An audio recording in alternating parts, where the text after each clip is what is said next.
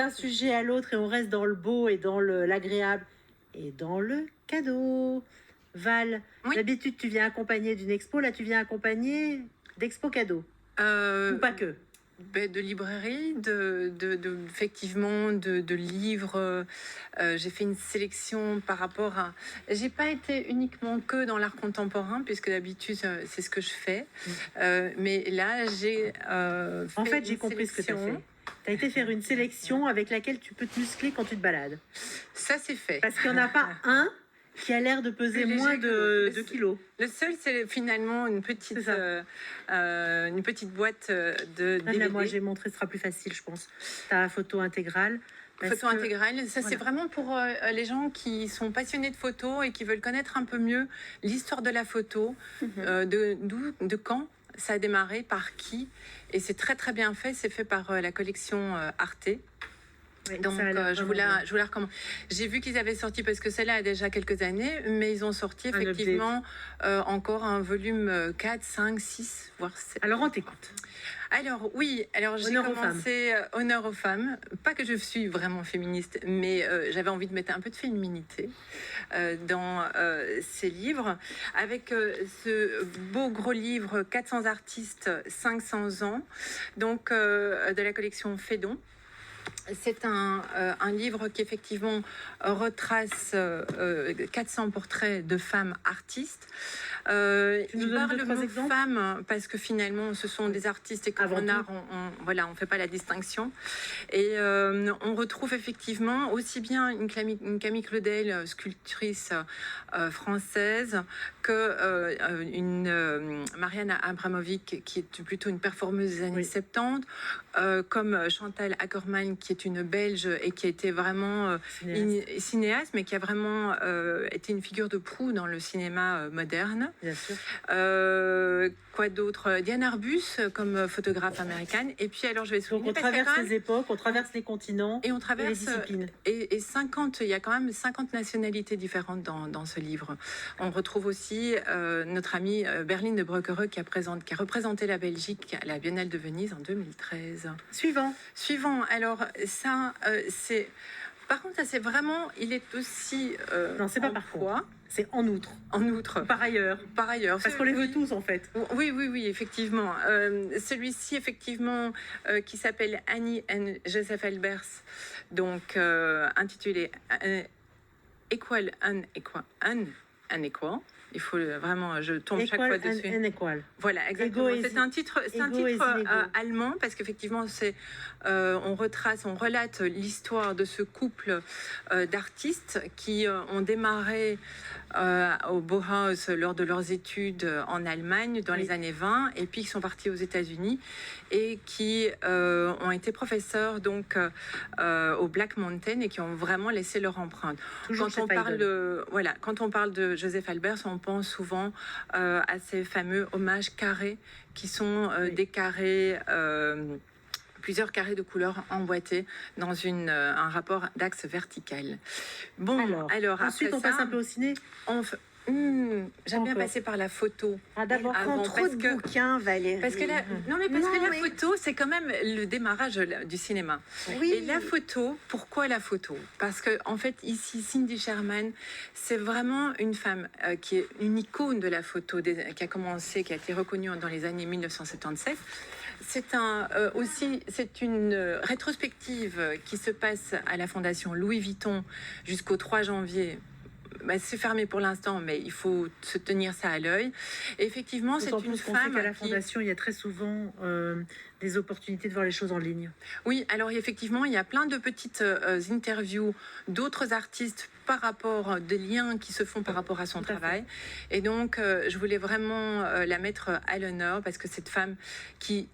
au demeurant, qui aimait bien se déguiser, on a vraiment fait son métier au travers d'une carrière photographique. Une sorte de révolutionnaire quand même dans la photo. Oui, et qui a vraiment, au travers de tous ses portraits, voulu mettre un petit peu l'image de la femme qu'on idéalise un petit peu dans ses photos.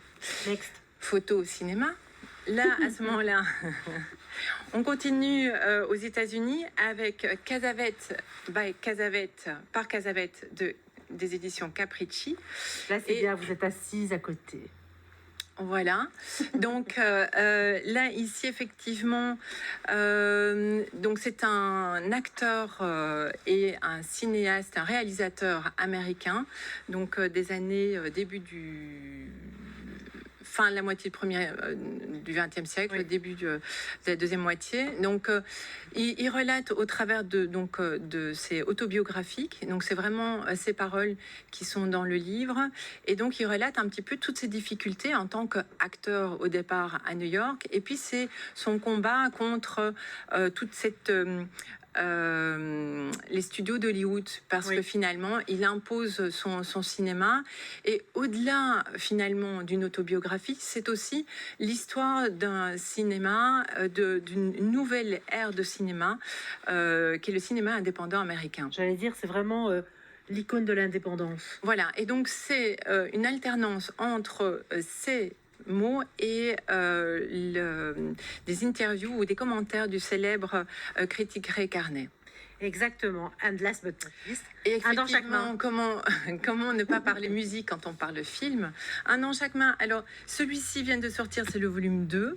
Et je ne vais pas faire les deux en même temps parce que c'est quand même très lourd.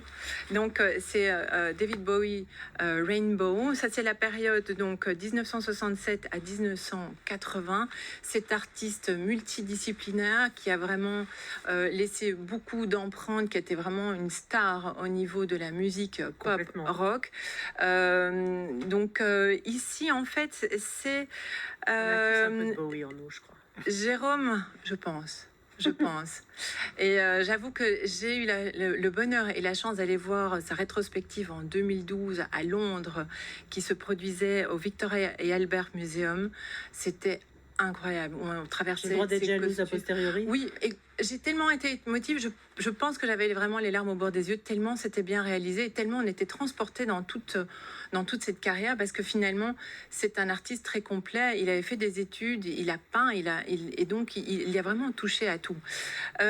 Donc ici, effectivement, c'est un journaliste musical qui s'appelle Jérôme Soligny, qui, après le décès donc, en 2016 de David Bowie, s'est attelé à réaliser cette biographie avec des interviews de plus de 300 personnes qui ont côtoyé David Bowie.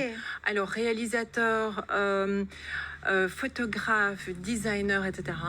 Il faut dire que Jérôme Soligny a quand même écrit pendant plus de 25 ans sur la musique, donc il a vraiment énormément d'informations.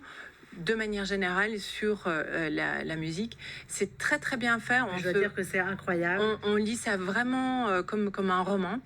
La masse d'infos est dingue. C'est chez Gallimard. C'est chez Gallimard. Et donc, number 2.